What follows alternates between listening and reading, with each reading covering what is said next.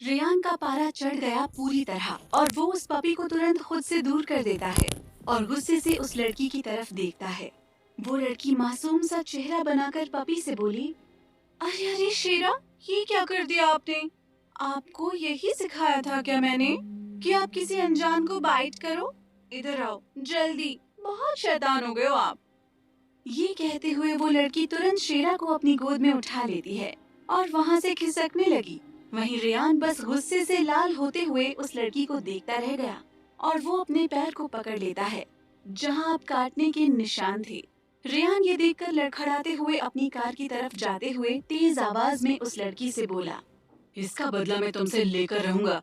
तुम देखती जाओ, तुम्हें पता नहीं कि मैं कौन हूँ। वो लड़की ये सुनकर थोड़ा डर गई और बिना रेयान की तरफ मुड़े जल्दी जल्दी वहाँ से चली गई। वहीं रेयान किसी तरह कार में बैठते हुए गुस्से से स्टीयरिंग पर पंच मारते हुए बोला, शिट, आज का दिन ही खराब है।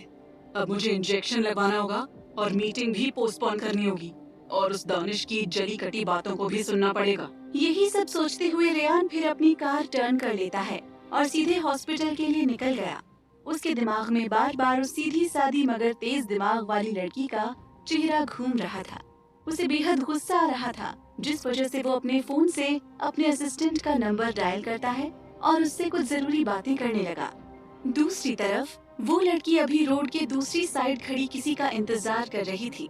तभी वहाँ एक कार आकर रुकी और ड्राइवर बाहर निकलते हुए कार का गेट ओपन करके बोला, मैडम चलिए, कार ठीक हो गई है। वो लड़की हाँ में सर हिलाकर अंदर बैठ गई और उनकी कार वहाँ से निकल गई। वहीं पैलेस में अंतरा इस समय दक्ष के साथ गार्डन में थी और दक्ष की तेल मालिश आज बिपाशा जी कर रही थी। अंतरा बिपाशा जी से कल्कि जी के बारे में पूछ रही थी और उसे ये भी बिपाशा जी ने बताया कि पाखी के साथ उसके घर इस बार उसे दक्ष और दानिश को जाना होगा। अंतरा को गांव जाने का सुनकर ज्यादा फर्क नहीं पड़ा, क्योंकि जब वो अनाथ आश्रम में थी तो सुनीता उसे अपने गांव ले जाया करती थी, जिस वजह से अंतरा को थोड़ी बहुत गांव की आदत थी। पर परेशानी दानिश की थी, जो आज तक गांव नहीं गया था और इस बार उसे जाना था। अंतरा बिपाशा जी की बातों को समझते हुए बोली, माँ आप टेंशन मत लो, नवरात्र खत्म होने के बाद मैं उन्हें मना लूंगी गांव जाने के लिए। अगर बड़ी दादी दक्ष और मुझसे मिलना ही चाहती हैं, तो मुझे खुशी है इस बात की, और दक्ष भी गांव पहली बार देख लेगा। अंतरा की ये बातें सुनकर बिपाशा जी मुस्कुराते हुए हाँ में जवाब देती हैं। वहीं दक्ष अंतरा को हंसते हुए देख रहा था। अंतरा उसकी दूध की बोतल को उसके मुंह में लगाते हुए जैसे ही कुछ बोलने को हुई, तभी पैलेस के गेट से एक कार आकर रुकी। अंतरा और बिपाशा जी दोनों उसी तरफ देखने लगी तो कार से सबसे पहले एक व्हाइट कलर का छोटा सा क्यूट पपी निकला, जो भागते हुए सीधे गार्डन में बकेट में लेटे हाफ नेकेड दक्ष के पास आया। दक्ष की अभी अभी तेल मालिश हुई थी। वो उस पपी को टुकुर टुकुर देखने लगा। अंतरा उस पपी को देखकर स्माइल करते हुए कार की तरफ देखती है और वो जैसे समझ चुकी थी कि कार से कौन आने वाला था।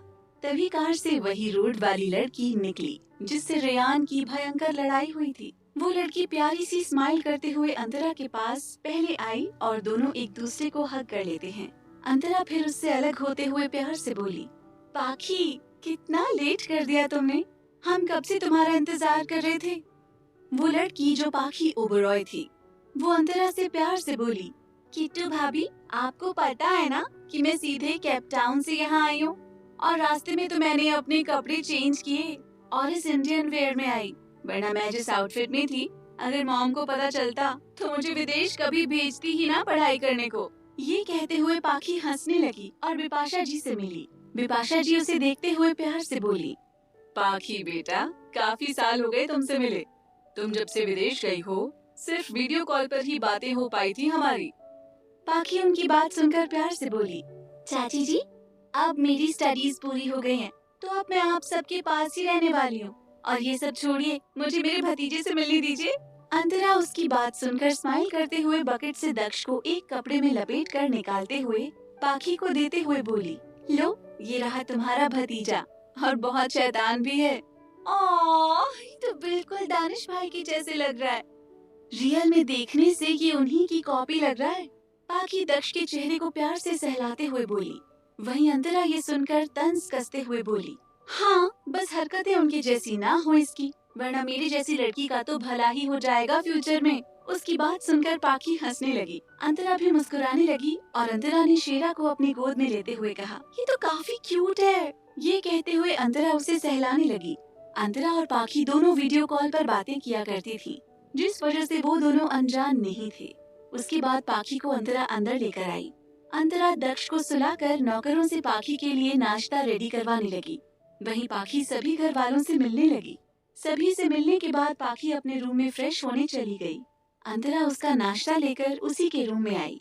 कुछ देर बाद पाखी शॉर्ट्स पहनकर बाहर आई और नाश्ता करते हुए अपने कॉलेज की फनी बातें बताने लगी। अंतरा भी उससे कई सारी बातें बताने लगी। तभी पाखी को बातों ही बातों में रेयान का चेहरा याद आया, जिसे याद कर पाखी के चेहरे पर हल्की सी स्माइल आ गई। पर फिर वो अंतरा से बोली, आपको पता है भाभी, आज जब मैं आ रही थी एयरपोर्ट से तो रास्ते में मुझे एक चंपू बिजनेसमैन मिला और उसका मैंने अच्छे से बैंड बजाया। अंतरा ये सुनकर उससे एक्साइटेड होते हुए सब पूछती है तो पाखी सारी बातें बता देती है, जिसे सुनकर अंतरा तेज तेज हंसने लगी। उसे ये नहीं पता था कि जिसकी बुराई पाखी ने की थी वो कोई और नहीं, रेयान ग्रोवर था। अंतरा काफी देर तक पाखी से बात करती रही। पाखी अंतरा और दक्ष के लिए स्पेशल गिफ्ट लाई थी, जिसे उसने उसे दिया। पाखी काफी अच्छे नेचर वाली लड़की थी। वो सबसे ज्यादा इसी फैमिली से अटैच थी, क्योंकि उसे विदेश जाने के लिए इसी फैमिली ने हेल्प की थी, जिस वजह से वो विदेश से लौटते हुए सबसे पहले पेरिस आई थी। इसी तरह देखते ही देखते रात हो गई। अंतरा आज से दादी के साथ सोने वाली थी और पाखी भी उसी के साथ सोने वाली थी। सभी ने दादी के रूम में नीचे गद्दे डाले और डिनर करके अंतरा दक्ष को पहले सुलाती है और फिर नौकर से दानिश के लिए खाना ले जाने को बोल देती है। जब दानिश ऑफिस से वापस आ जाए तब अंतरा फिर दादी के रूम में चली गई। पाखी और अंतरा के बीच में दक्ष सो रहा था और दादी बेड पर थी और अंतरा पाखी दोनों आपस में गप्पे लड़ा रही थी। वहीं नीचे कुछ ही देर में दानिश की कार बाहर रुकी। दानिश अपने कोट को उतारते हुए अंदर आया और सीधे 3rd फ्लोर पर अपने रूम में गया, पर रूम रात के 11 बजे उसे खाली मिला। वहाँ उसे ना ही अंतरा दिखी और ना ही दक्ष, जिसे देखकर ही दानिश की आंखें सर्द हो गईं और वो एकटक उस रूम को देखते हुए बोला, Where are you, silly girl? ये कहते हुए दानिश अपनी आंखें बंद करते हुए गहरी सांस लेकर खुद को कंट्रोल करते हुए कोट को वहीं सोफे पर रखकर रूम से तुरंत बाहर निकल गया। वो सीधे नीचे हॉल में आया। पूरे हॉल में शांति थी। सभी सर्वेंट भी सो चुके थे। दानिश जाकर सोफे पर अपने हाथों को फैलाते हुए और अपने पैर पर पैर चढ़ाकर लीन होते हुए बैठ गया और अपने फोन को निकालकर उसने किसी को कॉल डायल किया। दूसरी तरफ अंतरा दक्ष को सुलाकर पाखी से बात कर रही थी। तभी उसका फोन रिंग हुआ, जो पिलो के नीचे था। वाइब्रेशन की आवाज से अंतरा फोन को पिलो के नीचे से निकालने लगी। तभी पाखी उसे छेड़ते हुए बोली, भाभी, कहीं भाई का तो कॉल नहीं है? वो शायद आपके बिना रह ना पा रहे हो। अंतरा उसकी बात सुनकर मुंह बनाते हुए बोली, नहीं, ऐसा नहीं है, वो मेरे बगैर आराम से रह लेंगे, ऐसी कोई बात नहीं है। हालांकि ये कहते हुए अंतरा का चेहरा हल्का सुर्ख हो चुका था और जब वो अपने फोन कॉल में दानिश का नाम देखती है तो उसकी हार्ट बीट अचानक से बढ़ गई और वो उठकर बैठते हुए खुद से बोली, ये मुझे कॉल क्यों कर रहे हैं? ओ नहीं, मैंने तो इनसे ये बताया ही नहीं था कि मैं इनसे अलग 9 दिन दादी के रूम में सोने वाली हूँ। हे भगवान, मुझे शैतान से बचा लो। पाखी फोन रिंग होते हुए देखकर और अंतरा को खुद में बुदबुदाते हुए देखकर उसे हिलाते हुए बोली, भाभी, कॉल पिक करो, कब से रिंग हो रहा है और कॉल है किसका? ये कहते हुए पाखी आगे बढ़ते हुए फोन में फ्लैश हो रहे नाम को देखने की कोशिश करने लगी, पर वो देख नहीं पाती क्योंकि तभी अंतरा हड़बड़ाते हुए उठते हुए बोली, वो मैं अभी आती हूँ, तुम तब तक सो जाओ। ये कहते हुए अंतरा फोन लेकर सीधे बालकनी की तरफ चली गई और खुद को संभालते हुए कॉल पिक करते हुए डरी हुई आवाज में बोली, हाँ दानिश, बोलिए। कहाँ हो तुम? उधर से अंतरा को एक रूखी आवाज आई, जिसे सुनकर अंतरा को महसूस हुआ कि दानिश बिल्कुल अच्छे मूड में नहीं था। अंतरा की हालत खराब हो रही थी। अब अंतरा दानिश की बातों का ठीक से जवाब देते हुए बोली, वो मैं आज दादी के पास सो रही हूँ, बताया था ना आपसे। अभी के अभी नीचे आओ। उधर से दांत पीसते हुए दानिश बोला और कॉल डिस्कनेक्ट हो गया। अंतरा दानिश की बात सुनकर लाचारी से कटे हुए फोन को देखने लगी। उसे समझ नहीं आ रहा था कि वो क्या करे दानिश का। उसे उसके पास जाना ही था, क्योंकि अगर वो नीचे नहीं गई तो दानिश सन की इंसान था। वो यहाँ रूम तक भी आ सकता था, जिससे वो फिर दादी या पाखी को क्या जवाब देती।